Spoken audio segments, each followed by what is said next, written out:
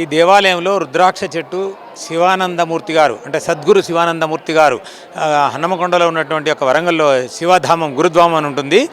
అందులో ఉన్న స్వామీజీ వారితోని ఈ చెట్టు పెట్టించడం జరిగింది. దాదాపు 20 సంవత్సరాల పైన ఈ చెట్టు పెట్టి 20 సంవత్సరాలు దాటింది. 2005లో 2006లోనో పెట్టాము. అప్పటి నుంచి కూడా ఇప్పటి వరకు దాదాపు ఒక 3-4 సంవత్సరాలు చాలా రుద్రాక్షలు పడ్డాయి. ఇది చతుర్ముఖి వస్తుంది దీనికి. ఈ చతుర్ముఖి రుద్రాక్షలు దాదాపు ఒక 3-4 సంవత్సరాలకు ఒకసారి వస్తాయి. చాలా మొత్తంలో దాదాపు ఒక 4-5 వేల రుద్రాక్షలు వస్తాయి. కానీ ఈ మధ్యలో కోతులతోని అవి తెంపేస్తున్నాయి, కొరికి కింద పడేస్తున్నాయి. అందుకని పండి కింద పడేదాకా ఉండలేవు. అయితే ఈ చెట్టు చాలా విశిష్టమైనది, మనకు దాదాపుగా ఎక్కడ కూడా ఉండదు. మన తర్వాత నేపాల్లో నేపాల్లో చలి ప్రదేశంలో ఉండేటువంటి ఒక చెట్టు ఇది, రుద్రాక్ష చెట్టు. మన తెలంగాణలో కూడా ఎక్కడ కూడా లేదు.